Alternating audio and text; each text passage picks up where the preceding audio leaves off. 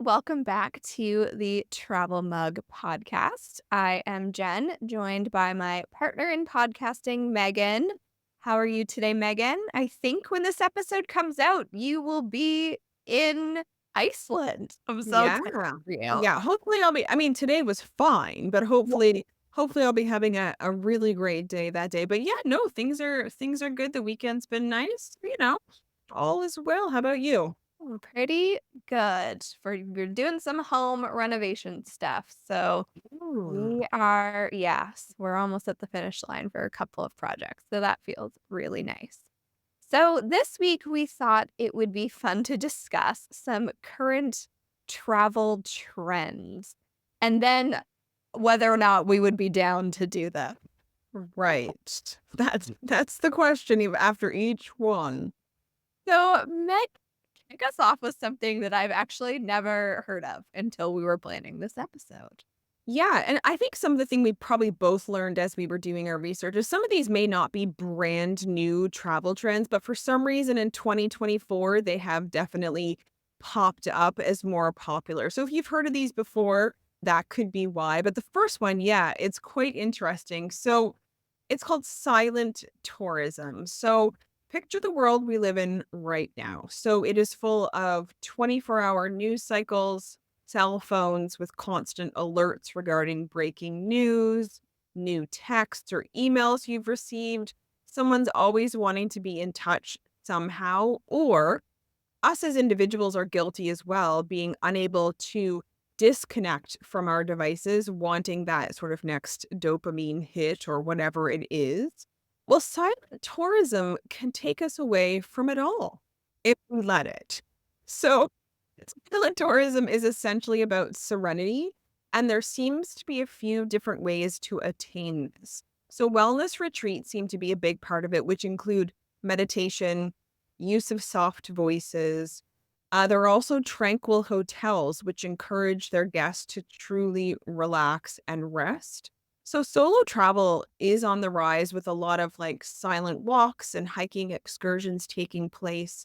One spot we've heard about this from a past guest is the Camino de Santiago, as an example where people can journey alone through amazing scenery on long walks, connecting not only with themselves, but like the environment around them.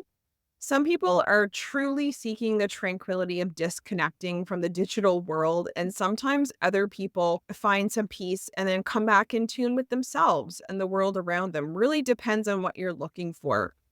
So the trend does go back a bit. I found an article actually from orbits.com that we'll link in the show notes from 2017, which actually talks about silent hotels offering silent meals. Do not talk to me while I'm eating. Silent hours, silent spas, and more. So it isn't necessarily new, but I think in the world we're in today, it's definitely something that's coming back to the forefront. So I've got to ask, Jen, would you do it? I don't think I could do it. I like it, Disconnecting but I don't think sounds it's possible. I just don't think it's possible. Disconnecting sounds lovely. Like from the phone and the internet and all of that scrolling dopamine hit stuff.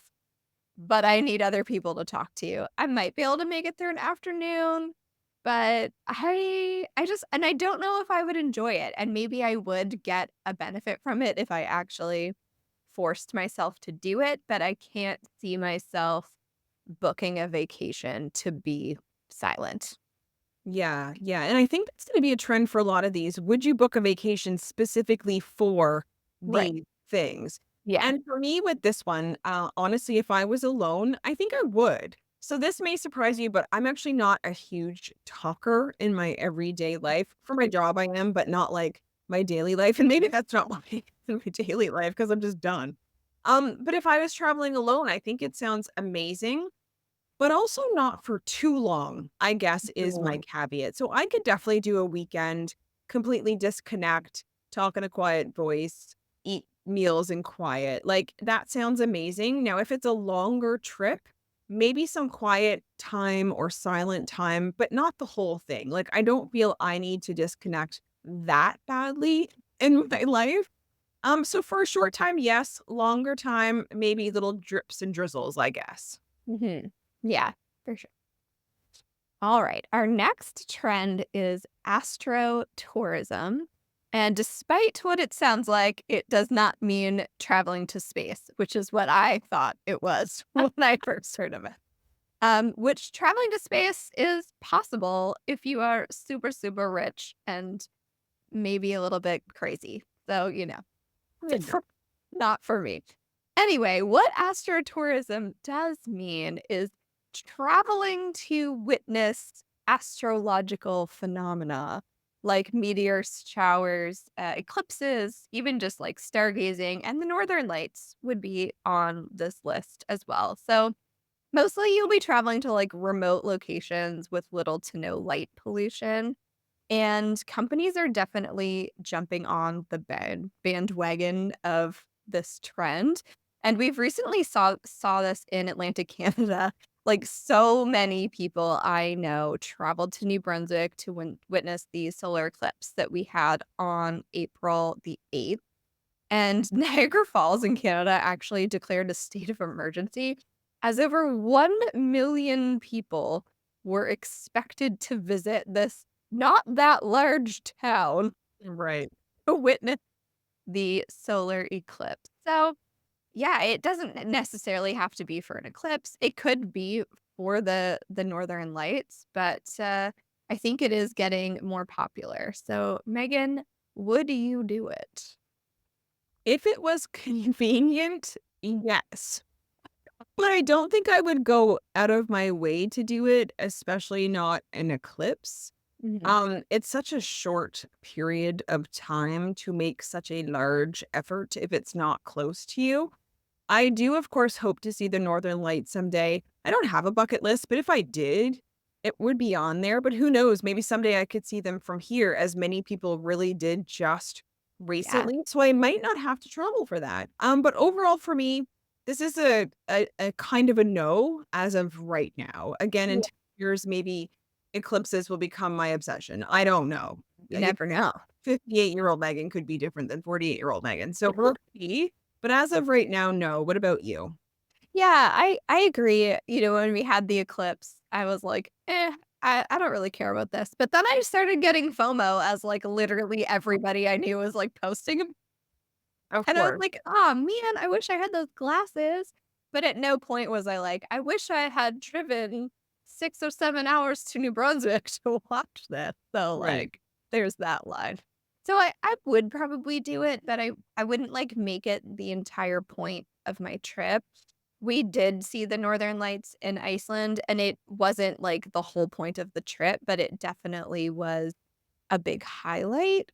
So, I would like to go to, like, the Northwest Territories, and see the Northern Lights in Canada as well. I think that would be really cool. I do have trouble, getting up or staying awake that late in the night sometimes, but that's okay. When they had them here, I was like, "Should I set my alarm for 3 a.m. and go and look?" And then I was like, "No, I don't.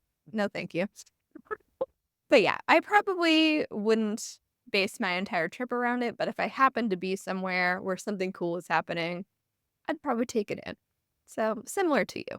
Yeah, and I mean, if there's people out there, traveling for these specific reasons too, like, bless your hearts for finding something Mhm. that you love that much, you know? Yeah, no, it's super cool. There's Yeah. actually gonna be an eclipse. I can't remember what the year is gonna be, but it is, like, basically through Disney World, like, you're gonna be able to you're Yeah. in the path of totality, and I'm like, I can only imagine how crazy the parks are gonna be on that day because people are going to want to view the eclipse from Disney World. Yeah, no, for sure. I think there's one in Iceland too in 26. Okay, yeah. Yeah, yeah. All right, so next up we have regenerative tourism. What you say? So this is one is tricky because people often think, oh, well, that's sustainable travel. So kind of lumps them together. But through some research, we learned that it is actually about tourism that leaves things better than they found them. So it is based in indigenous teachings and science in that we all take care of the environment around us. and actually improve what we find as we pass through it, whether it is human made, or natural. So, this, along with sustainable travel, is of course all about the care of the world around us. The idea is the same, but it seems regenerative travel actually takes it a step further and is about giving back more than you take. So, some examples of what that could be is choosing hikes that are done in remote locations with unique flora, fauna, and animals, but none of these things are touched or disturbed. Choosing a regenerative resort where you can either donate to a local school or plant a tree while you're there. Staying in accommodations that help support the sustainable revenue streams for conservation. So the idea is to visit somewhere and do something while you're there that makes it actually even better when you leave it. So, donating your time, donating money, doing something and leaving it better than you found it. So, we will link an article about it so that you can read up on it yourself and dig in deeper if you wish, with some ideas actually of places to stay or visit to help participate in this type of tourism. So, Mm. would we do it, Jen? I mean, this is super cool, and it's another one that I hadn't heard of before either, but I love the idea of it. And I mean, like, realistically, we should always be thinking like this, right? Like, not just when we travel. And I feel like it could be as simple as whenever you go on a local hike, like, take a trash bag with you or a little bag to, like, pick up some garbage, or, like, it can be as easy as that to, like, put this into your everyday life. So, yeah, I love this, and, I will be keeping this in mind. Same, and I hadn't heard of it, honestly, before this either, and I love the idea of it. I'm sure on our travels in the past, we've donated to things along the way. There's something that we've done, I'm sure, along the way, but the overall concept of leaving something better than you found it, you're exactly right, is how we should all be thinking in our everyday lives, including travel. So, yes, this is a huge yes for me. So, what's next? What is next? So, Megan, have you seen the classic movie, The Holiday? I have. I I feel like everybody listening who is in our age ranges has definitely seen this movie. Yeah. So, of course, we're gonna be talking about home swapping. So, accommodations are one of the most expensive parts of travel, so it makes sense that people are trying to find a way around that. So, I feel like it can be quite scary to like, think about opening up your home to a stranger to, like, swap with, but there are several platforms that exist. So, Home Exchange and Kindred are 2 options. On Home Exchange, you pay a membership fee. It's 220, I assume US dollars per year, and you get unlimited home exchanges. So you go stay in someone's home, someone comes and stay in your home. So, on the other hand, on Kindred, you pay a cleaning fee and a service fee per stay, which is like a fraction of a cost of what like an Airbnb or a hotel would be. And then I've also heard of trusted house sitters. I actually had someone message me about this one.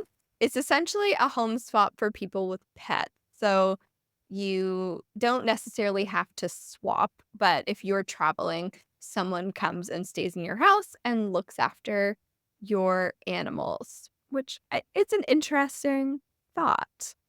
So maybe you'll home swap and you'll find your Jude Law. Who knows? Maybe so. Now, the big question is, would you do it? Would I do it? I think I would.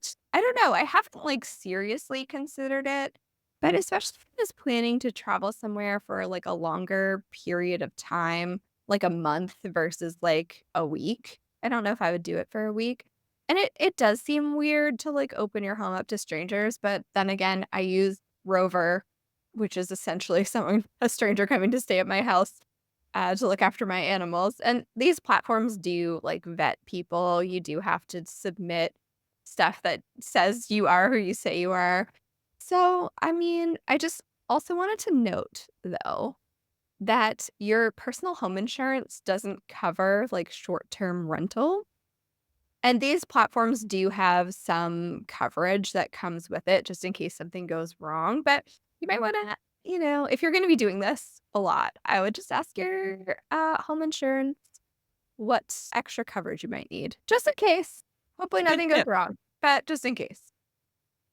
I think that only makes sense. Yeah.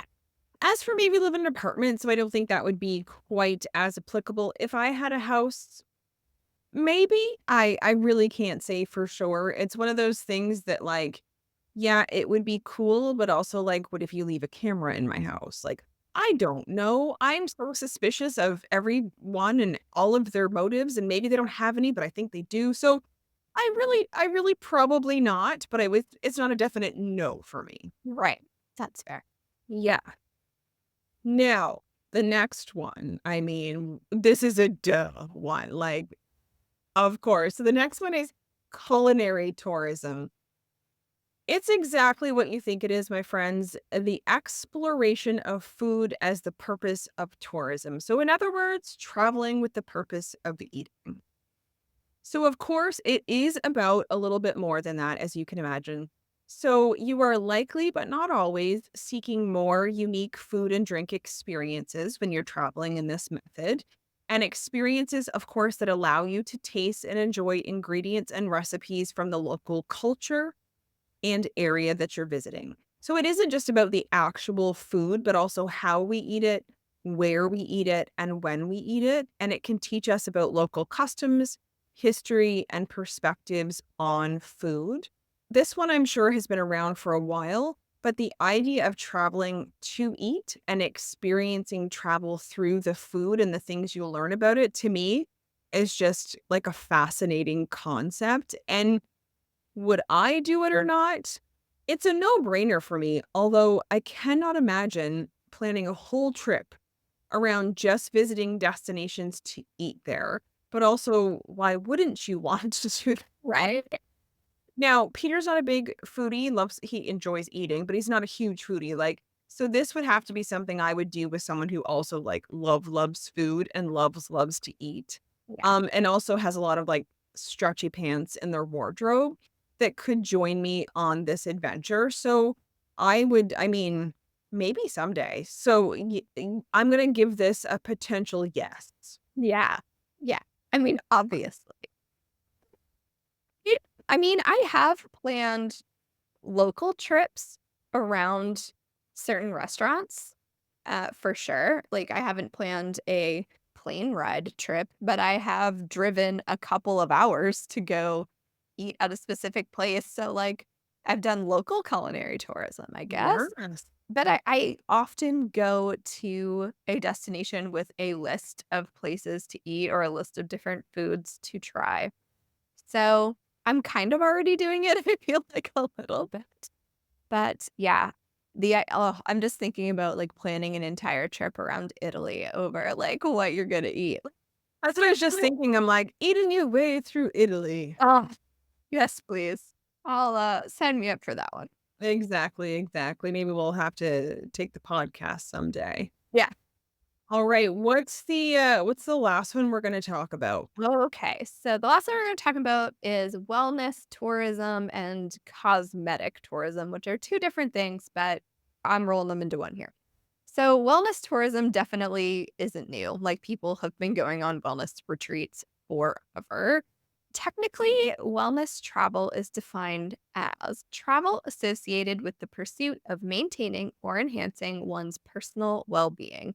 So, obviously, this can be a lot of different things. It can be a yoga retreat, like forest bathing, Nordic spas, boot camp retreats, hiking retreats, all those type of things. Although it's not new, it's definitely getting more popular.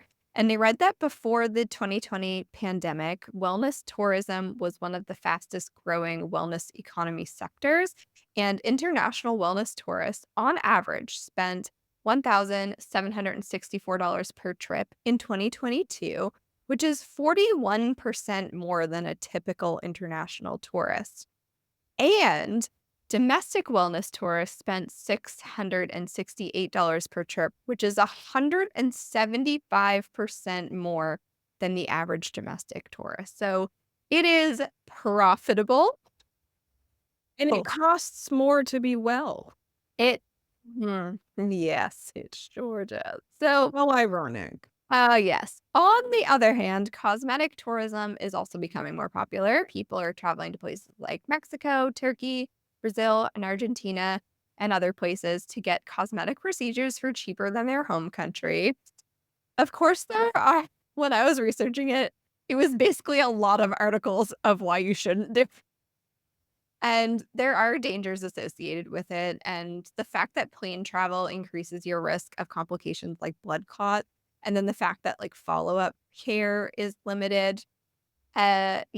They're kind of not super recommending this, but obviously, a lot of people are doing them. So, Megan, would you do this? Um, I would do, of course, the wellness tourism. Apparently, it's gonna cost me more.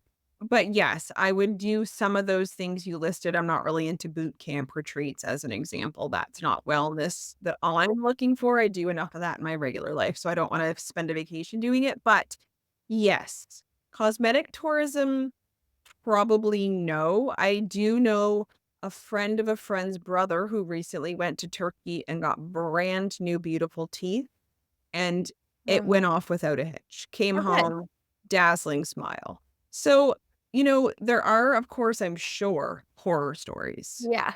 We're certain of this. But Yeah. also there's stories that work out, but it is the risk you take. And unless something becomes like really that I need it and it's like so much remarkably less, and somehow I do research and it's super safe, then maybe. So it's a very distant Yeah. maybe. What about you? I do like wellness tourism for sure, probably not cosmetic, I can't imagine what I would go to get done, but I've done a few, like, local wellness retreats, and I have loved them. I would really love to go to Trout Point Lodge here in Nova Scotia, which is a luxury wellness resort. It looks amazing. So it's on my list to do that. I feel like so many of us live in a high stress world, and it's really nice to slow down and focus on ourselves and kind of going back to the first, like, silent tourism, where you disconnect and, like, turn off your phone, like, that does sound really nice. Yeah. Dear Trout Point Lodge, if you're listening, we'd Yeah, love we'd love to see you. So, yeah. do reach out. Do reach out. All right. Well, that is it for this week's episode. We hope we have given you some ideas. Maybe you can change up your travel reasons or destinations or how you actually travel. And as always, you can find us on social media at Travel Mug Podcast, on our website, travelmugpodcast.com. You can support the show on Buy Me a Coffee. The link is in the show notes. And yeah, if you like what we're doing here, help us keep it going. It's been 4 years, and, hopefully we have many more in us. Otherwise, you can leave us a review on Apple Podcasts or Spotify, that popular listening I app, love Spotify, Spotify. or share the show with a travel-loving pal. Until next time, bye, everyone. Bye.